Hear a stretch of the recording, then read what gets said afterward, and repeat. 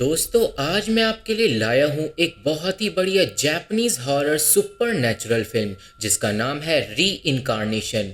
दोस्तों री इनकारनेशन का मतलब होता है रीबर्थ या फिर दूसरा जन्म। इस मूवी को डायरेक्ट किया है तकाशी शिंजू ने, जिन्होंने जापान की बहुत बड़ी बड़ी मूवीज को भी डायरेक्ट किया है जैसे कि ग्रज और रिंग वगैरह। IMDb ने इस मूवी को 6.1 आउट ऑफ 10 की रेटिंग्स दी है एंड इस मूवी को 82% गूगल यूजर्स ने भी लाइक किया है। दोस्तों मूवी में हमें पुनर्जन्म और री इनकारनेशन को काफ़ी ज़्यादा अच्छे तरीके से दिखाया गया है, तो आप वीडियो को पूरा लास्ट तक देखना।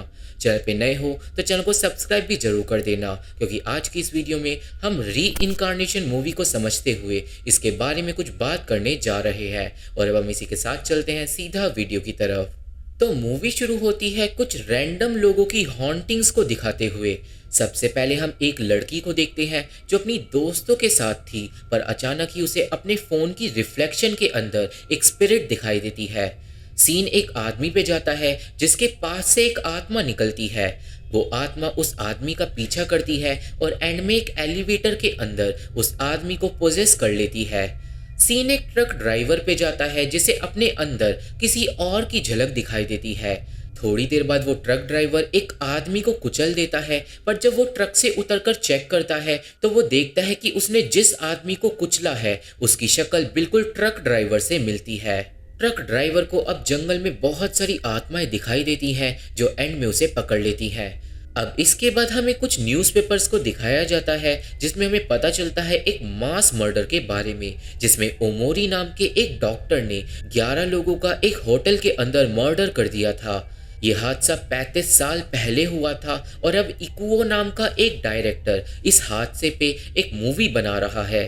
हम लोग देखते हैं कि डायरेक्टर इस हादसे से बहुत ही ज़्यादा ऑब्सेस्ड है और यहाँ से सीन जाता है एक गुड़िया पे जिसकी आंख अपने आप टूट जाती है। अब एक हफ्ते बाद का सीन दिखाते हैं जहाँ पे इकुओ की मूवी के ऑडिशन स्टार्ट हो गए थे। हम लोग देखते हैं यूका नाम की एक लड़की को जो बताती है कि पिछले जन्म में उसको किसी ने मार दिया था और पुरानी बातें अभी भी यूका को याद है और इसलिए वो मरने की एक्टिंग बहुत अच्छे से कर सकती है। इस सीन में डायरेक्टर इकुओ की नज़र नागिसा नाम की एक लड़की पे पड़ती है और इकुओ को नागिसा से एक अजीब कनेक्शन फील होता है, बट ऐसा क्यों है ये हमें एंड में पता चलेगा। अब ऑडिशन के बाद नागिसा अपने एजेंट तदाशी के साथ घर जा रही थी। नागिसा को लग रहा था कि उसे मूवी में रोल नहीं मिलेगा, पर तदाशी उसे समझा रहा था कि तभी नागिसा को ट्रेन के अंदर एक छोटी बच्ची दिखाई देती है। वो छोटी बच्ची अचानक ही गायब होकर नागिसा के पास आ जाती है और फिर वो मेट्रो के साइड वाले गैप में गिर जाती है। ये देखकर नागिसा डर जाती है, पर उस बच्ची को कुछ भी नहीं होता। इसके बाद वो छोटी लड़की इकुओ के पास से निकलती है और पहुंच जाती है उसी मर्डर वाले होटल के अंदर और वहां से वो बच्ची वापस नगीसा के पास पहुंच जाती है। नगीसा को अपने आसपास उस बच्ची का एहसास होता है, पर जब वो लाइट जलाती है तो कमरे में कोई भी नहीं होता। अब नागिसा को कॉल आता है तदाशी का, जिससे मिलने के बाद नागिसा को पता चलता है कि उसे मूवी के अंदर एक रोल मिल गया है। इस सीन में नागिसा को यह भी पता चलता है कि जो मूवी है वो सच्ची घटना पे आधारित है, जिससे नागिसा को थोड़ा सा डर भी लगता है। खैर थोड़ी देर बाद नागिसा घर पहुंचती है और उसे मिलती है मूवी की स्क्रिप्ट और मूवी का नाम होता है मेमोरीज। नागिसा स्क्रिप्ट पढ़ना शुरू करती है, पर तभी उसे एक झलक में वो मर्डर वाला होटल दिखाई देता है। झलक से निकलने के बाद नागिसा को घर के बाहर से शोर आता है और पीपिंग होल से चेक करने पे नागिसा को बहुत सारी आत्माएं दिखाई देती है और वो डर जाती है। अब अगले दिन एक बड़े से हॉल में सारे के सारे सिलेक्टेड लोगों को बुलाया जाता है और डायरेक्टर इकुओ लोगों को उनका रोल बताना शुरू करता है। सब लोगों को एक एक करके रोल मिलते हैं और इस सीन में हमें पता चलता है कि नागिसा को रोल मिला है एक 6 साल की लड़की का जिसका नाम था यूया। और दोस्तों इसी लड़की की आत्मा नागिसा को दिखाई दे रही है। हमें पता चलता है कि यूया डॉक्टर अमोरी की बेटी थी और अमोरी ने सबसे आखिर में यूया को ही मारा था। यूया का एक भाई भी था और ये सारी बातें जानने के बाद नागिसा को थोड़ा शौक लगता है, क्योंकि वो बार बार यूया को अपने आसपास देख पा रही थी। अब थोड़ी देर में इकुओ सबके सामने लाता है होटल का एक मॉडल और हमें पता चलता है कि डायरेक्टर बिल्कुल हूबहू ऐसा ही सेट तैयार करने वाला है। उस मॉडल को देखकर नागिसा एक विजन में चली जाती है जहाँ पे वो उस होटल के अंदर घुसती है। जब वो उस होटल के अंदर घुसती है तो नागिसा को होटल के अंदर वो गुड़िया मिलती है जिसे छोड़कर वो होटल के और ज्यादा अंदर चली जाती है। नागिसा के जाने के बाद होटल के अंदर एक और दूसरी लड़की एंटर करती है जिसका नाम है यायोई, और यायोई होटल में घुसकर उस गुड़िया को उठा लेती है। अब तभी यायोई विजन से बाहर निकल जाती है और हम लोग समझ जाते हैं कि यायोई और नागिसा एक ही विजन को एक ही साथ देख रही थी। हम लोग देखते हैं कि यायोई उस वक्त एक स्कूल में थी और क्लास के बाद यायोई अपने दोस्त को बताती है कि उसे फिर से होटल दिखाई दिया। हमें पता चलता है कि यायोई को बचपन से ही वो होटल दिखाई देता है, पर ऐसा क्यों है ये यायोई खुद भी नहीं जानती। सीन वापस सेट पे जाता है जहाँ पे शूटिंग शुरू हो गई थी और नागिसा का एक सीन शूट किया जा रहा था। नागिसा को शूटिंग के वक्त ओमोरी की आत्मा दिखाई देती है और वो बुरी तरीके से चिल्लाती है। पहले तो डायरेक्टर को लगता है कि नागिसा एक्टिंग कर रही है, पर फिर नागिसा बेहोश हो जाती है। इसके बाद शाम के टाइम नागिसा मिलती है तदाशी से, जो उसे बताती है कि उसे यूया की आत्मा बार बार दिखाई दे रही है और अब नागिसा को लग रहा था कि वो उस छोटी लड़की का दूसरा जन्म है। नागिसा बोलती है कि उसे एक्टिंग करने में बिल्कुल भी इंटरेस्ट नहीं आ रहा क्योंकि वो बार बार डर रही है, पर तदाशी बोलता है कि ये मौका उसे बार बार नहीं मिलने वाला। अब आप लोग यहाँ पे सोच रहे होंगे कि मूवी तो पुनर्जन्म और दूसरे जन्म के ऊपर है, तो फिर लोगों को आत्माएं क्यों दिखाई दे रही हैं? क्योंकि टॉपिक के हिसाब से उन आत्माओं का तो दूसरा जन्म हो जाना चाहिए था। खैर, मैं यहाँ पे बता दूं कि जो असल में हो रहा है वो बिल्कुल ठीक है और इस बात का रीज़न मैं बिल्कुल अच्छे से आपको एंडिंग में समझाऊंगा। अब नेक्स्ट डे इकुओ अपनी पूरी टीम को लेके जाता है उसी असली मर्डर वाले होटल में, ताकि लोगों को एक्टिंग में मदद मिल सके और वो उस चीज़ को एक्सपीरियंस कर पाए जो विक्टिम ने एक्सपीरियंस करी थी। सब लोग अब होटल में घुसते हैं और डायरेक्टर एक्टर्स को उसी जगह पे लिटाता है जहाँ पे असली लोग मारे गए थे। एक कैमरामैन एक्टर्स की फोटो लेता है, पर हर एक फ्लैश के साथ नागिसा को असली लाशें दिखाई देती है। इसके बाद नागिसा को होटल में ऊपर के फ्लोर पे बहुत सारी आत्माएं दिखने लगती हैं और दूसरी तरफ जैसे जैसे डायरेक्टर एक्टर्स की फोटो लेता है वैसे वैसे नागिसा को लाशें दिखाई देती है। नगीसा अब डर के वहां से चली जाती है, पर वो अचानक ही ट्रैवल करके पास्ट में पहुंच जाती है। नगीसा को पूरा होटल अब नया जैसा दिखने लगता है और उसे सीढ़ियों के पास खून पड़ा मिलता है। नगीसा उस खून का पीछा करती है और वो पहुंचती है एक घायल बच्चे के पास और दूसरी तरफ डायरेक्टर को एक लाल कलर की बॉल मिलती है। नगीसा अब देखती है कि ओमोरी उस बच्चे का पीछा कर रहा है जो उस बच्चे को पकड़कर अपने साथ ले जाता है। ओमोरी उस लड़के को जमीन पे घसीटता है और एंड में एक चाकू से स्टैब करके उसे बुरी तरीके से मार डालता है और ये सब देखकर नागिसा डर के भागती है। ओमोरी अब नगीसा का पीछा करने लगता है और नगीसा एक कमरे में क्लोजेट में छुप जाती है। ओमोरी क्लोजेट में आके नगीसा को ढूंढ लेता है और नगीसा डर के दूसरी तरफ चली जाती है, जिसका दरवाजा डायरेक्टर खोलता है। नगीसा बहुत ही ज्यादा डर गई थी, पर वो वापस अपनी दुनिया में आ गई थी और अब डायरेक्टर बताता है कि ओमोरी ने अपनी छोटी बेटी यूया का मर्डर उसी क्लोजेट में किया था। सीन जाता है यायोई पे, जो अपने दोस्त के साथ थी। थोड़ी देर में यायोई से मिलने आती है यूका, जिसे यायोई के दोस्त ने बुलाया था ताकि यूका यायोई की मदद कर सके उसके पुनर्जन्म वाली प्रॉब्लम में। और हमें ये भी पता चलता है कि यूका को इकुओ की मूवी में रोल नहीं मिला था। थोड़ी देर बाद यूका यायोई को एक लाइब्रेरी में ले जाती है और उसे वही 35 साल पुराने वाले मर्डर के बारे में दिखाती है। हमें पता चलता है कि ओमारी ने एक लड़की को फांसी पे लटका के मारा था और यूका उसी लड़की का दूसरा जन्म है और यूका अपनी गर्दन पे रस्सी का निशान भी दिखाती है।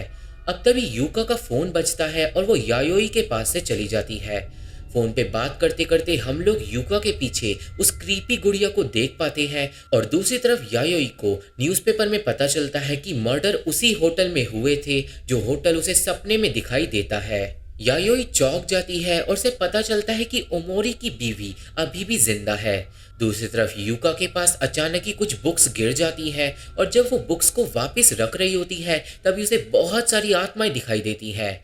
यूका डर के बुक शेल्फ से चिपक जाती है, पर तभी शेल्फ से भूतों के हाथ बाहर निकलते हैं जो यूका को पकड़ लेते हैं। वो हाथ यूका को पकड़कर ऊपर की तरफ ले जाते हैं और यूका लाइब्रेरी में से गायब हो जाती है। इसके बाद यायोई यूका को लाइब्रेरी में ढूंढती है और उसे सिर्फ यूका का फोन मिलता है, पर यूका कहीं भी नहीं होती। अब दिखाते हैं नागिसा को, जिसे फिर से होटल और बच्ची के बारे में सपना आता है। वो जाग जाती है पर देखती है कि वो होटल के अंदर है। क्लोजेट का दरवाजा अपने आप खुलता है, जिसमें नागिसा को वो बच्ची और गुड़िया दिखाई देते हैं। नागिसा डर जाती है और वो पहुंच जाती है अपने असली कमरे में, और उसे अपने तकिए के नीचे से मिलता है एक कैमरा रिकॉर्डर, जिससे ओमोरी ने लोगों को शूट किया था जब वो मर्डर कर रहा था। अगले दिन नागिसा इकुओ से बात करने के लिए जाती है और वो पूछती है कि आखिर वो इस मूवी को बनाना क्यों चाहता है। इस बात का जवाब इकुओ ढंग से नहीं दे पाता, पर वो नागिसा को उस पुरानी गुड़िया को दिखाता है और बोलता है कि ये गुड़िया उसे ओमोरी की बीवी ने दी है, जो अभी भी जिंदा है। सीन जाता है यायोई पे, जो पहुंचती है ओमोरी की बीवी के घर। यायोई अपनी प्रॉब्लम को ओमोरी की बीवी को बताती है और वो अपनी एक ड्राइंग भी दिखाती है। ओमोरी की बीवी ड्राइंग देखकर चौंक जाती है, क्योंकि वैसी ड्राइंग उसकी बेटी बनाया करती थी। इसके बाद वो यायोई को ओमोरी की एक डायरी और स्क्रैप बुक दिखाती है, जिसमें ओमोरी ने बहुत सारी क्रीपी बातें लिखी हुई थी।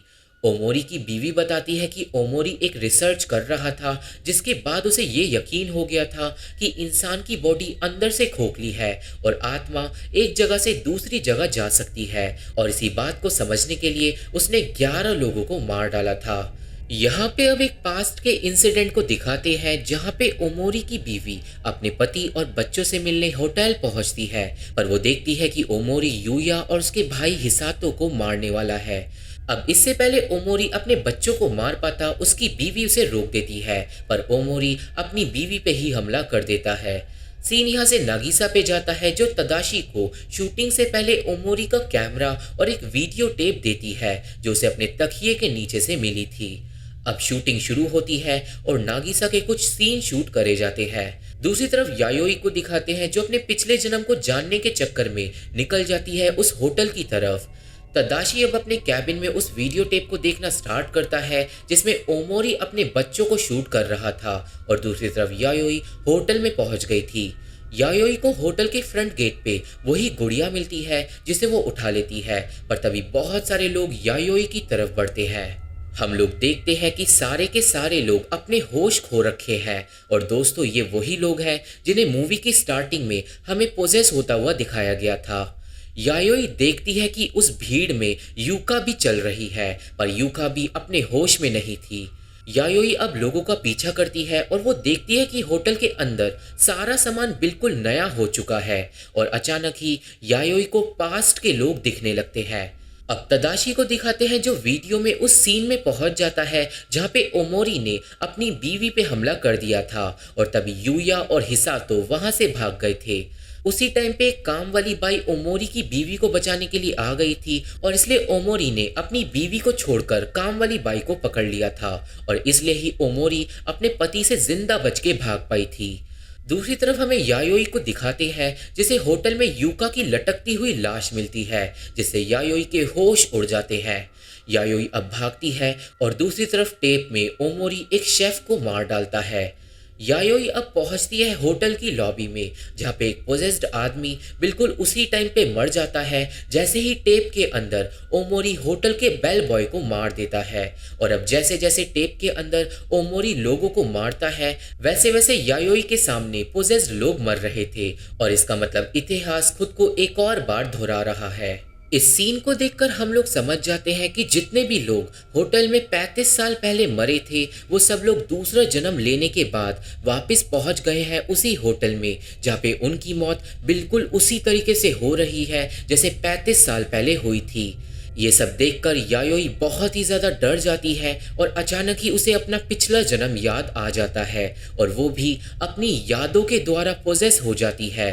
अब दिखाते हैं शूटिंग को, जहाँ पे नागिसा एक्टिंग कर रही थी, पर तभी डायरेक्टर को छोड़कर सभी लोग गायब हो जाते हैं। नागिसा ये देखकर डर के भागती है, और हम लोग समझ जाते हैं कि नागिसा और इकुओ टेलीपोर्ट होके होटल में पहुंच गए हैं। डायरेक्टर भी अब पोजेस हो जाता है, और इसका मतलब डायरेक्टर भी किसी का दूसरा जन्म है। नागिसा अब देखती है कि डायरेक्टर को कोई खींचकर अपने साथ ले जाता है, और हमें पता चलता है कि डायरेक्टर असल में हिसातो का दूसरा जन्म है, और जैसे ही टेप में हिसातो मरता है, डायरेक्टर भी मारा जाता है। अब होटल में ओमोरी ने सब लोगों को मार दिया था और देखते ही देखते सब लोग अपने असली रूप में आ जाते हैं। ये सब देखने के बाद नागिसा को कुछ हो जाता है और वो खड़ी होती है और उस कमरे के अंदर चली जाती है जहाँ पे यूया का मर्डर हुआ था। नगीसा वहाँ पे क्लोजेट का दरवाज़ा खोलती है और से मिलती है यायोई की लाश। और यहाँ पे हम लोग समझ जाते हैं कि असल में यायोई ओमोरी की बेटी का दूसरा जन्म है और ओमोरी का दूसरा जन्म और कोई नहीं नागिसा है। ये बात जैसे ही नागिसा को पता चलती है वो बुरी तरह डर के भागती है, पर भागते भागते वो यूका की लाश तक पहुंचती है जो अब काम वाली बाई में बदल गई थी। काम वाली बाई अचानक से ही हिलती है और नागिसा पे गिर जाती है। सारी की सारी आत्माएं अब होटल में जाग जाती हैं और नागिसा की आंखों के सामने होटल पुराना हो जाता है। नागिसा होटल से भागने की कोशिश करती है पर सारी की सारी आत्माएं उसे कोने में घेर लेती है। आत्माएं असल में ओमोरी के पीछे पड़ी हुई थी, पर एंड टाइम पे नागिसा खिड़की तोड़कर होटल से भाग जाती है। भागते भागते नागिसा एक विलेज में पहुंच जाती है जहाँ पे सारी आत्माएं आ जाती हैं और नागिसा के पीछे फिर से पड़ जाती हैं। और दूसरी तरफ तादाशी वीडियो में ओमोरी को विलेज में भागता हुआ देखता है और इसका मतलब जो चीज़ें ओमोरी के साथ हुई थी वही चीज़ें नागिसा के साथ हो रही है। नागिसा बिल्कुल उन्हीं जगह पे भागती है जहाँ पे ओमोरी भागा था और इन द एंड नागिसा एक पुरानी लाइब्रेरी में पहुंच जाती है। वो एक हॉलवे के कोने में बैठ के रोने लगती है और फिर नागिसा के सामने आती है वो गुड़िया। अब तभी प्रेजेंट में नागिसा को एक कांच का टुकड़ा मिलता है और पास में ओमोरी अपने चाकू से खुदकुशी करने की सोचता है। नागिसा कांच के टुकड़े को उठाकर अपनी रिफ्लेक्शन देखती है और उसे दिखाई देता है ओमोरी, और पास में ओमोरी को अपने चाकू की रिफ्लेक्शन में नागिसा दिखाई देती है। तदाशी वीडियो के अंदर नागिसा की झलक को देखकर चौंक जाता है और फिर ओमोरी खुदकुशी कर लेता है। दूसरी तरफ नागिसा भी खुदकुशी करने ही वाली थी, पर तभी वो हॉन्टेड गुड़िया नॉर्मल होके नागिसा की तरफ भागती है। वो गुड़िया नागिसा को मरने नहीं देती और बोलती है कि हम हमेशा हमेशा साथ रहेंगे। सीन जाता है कुछ दिन आगे जहाँ पे नागिसा के हाथ पैरों को बांधकर उसे पागल खाने में डाल रखा था। मूवी के एंड सीन में ओमोरी की बीवी नागिसा के रूम के बाहर आती है और यूया की गुड़िया और हिसातो की बॉल कमरे के अंदर डाल देती है। उन खिलौनों से नागिसा डरने लगती है और फिर यूया और हिसातो की आत्माएं नागिसा के सामने आ जाती हैं और वो आत्माएं अपनी मौत का बदला लेने ही वाली थी और इसी के साथ मूवी खत्म हो जाती है। तो ये थी एक्सप्लेनेशन री इनकारनेशन मूवी की, और अब हम बात करने जा रहे हैं कि आखिर मूवी में आत्माएं कहां से आ गई। तो दोस्तों असल में मूवी में आत्माएं नहीं, लोगों की पिछले जन्म की यादें थी। जिन 11 लोगों का मर्डर हुआ था वो अगले जन्म में भी एक दूसरे से कनेक्टेड थे और सब लोगों की यादें भी कनेक्टेड थी। यही वजह थी कि यायोई, यूका, नागिसा और बाकी लोगों को उन 11 लोगों की आत्माएं दिखाई दे रही थी। मूवी में हमें असल में ये दिखाया गया है कि धीरे धीरे लोगों के पुनर्जन्म की यादों ने लोगों को पोजेस कर लिया और एंड में सब लोग उसी तरह मारे गए जैसे वो पिछले जन्म में मारे गए थे। पर असल में ऐसा क्यों हुआ, तो इस बात का जवाब हमें डायरेक्टर ताकाशी की बाकी मूवीज में मिल जाता है, जिसके हिसाब से जब भी किसी का मर्डर गुस्से, नफरत या बिना किसी वजह के होता है तो एक श्राप का जन्म होता है और वो श्राप अपने आप को बार बार दोहराता है। खैर अब आप लोगों को समझ आ गया होगा कि इस मूवी में हमें क्या दिखाया गया है। फिर भी कोई क्वेश्चन हो तो मुझे कमेंट बॉक्स में पूछ लेना। ये मूवी मुझे काफ़ी ज़्यादा अच्छी लगी और अगर आपको ये मूवी देखनी है तो मेरा टेलीग्राम ज्वाइन करना होगा। वीडियो पसंद आई हो तो वीडियो को लाइक करके और चैनल को सब्सक्राइब करके हमारा सपोर्ट जरूर करना, क्योंकि इससे हमें काफ़ी ज़्यादा हेल्प मिलती है। ये मूवी कैसी लगी मुझे कमेंट में ज़रूर बताना। मेरे FB पेज का लिंक, इंस्टा का लिंक, स्नैपचैट का लिंक, सारे लिंक डिस्क्रिप्शन बॉक्स में मौजूद है। तो अगर आप लोग मेरे से जुड़ना चाहते हो तो मेरे को सब जगह फॉलो जरूर कर लेना। और अब मैं आप लोगों से मिलता हूँ अपनी अगली वीडियो में, तब तक के लिए थैंक यू, बाय बाय।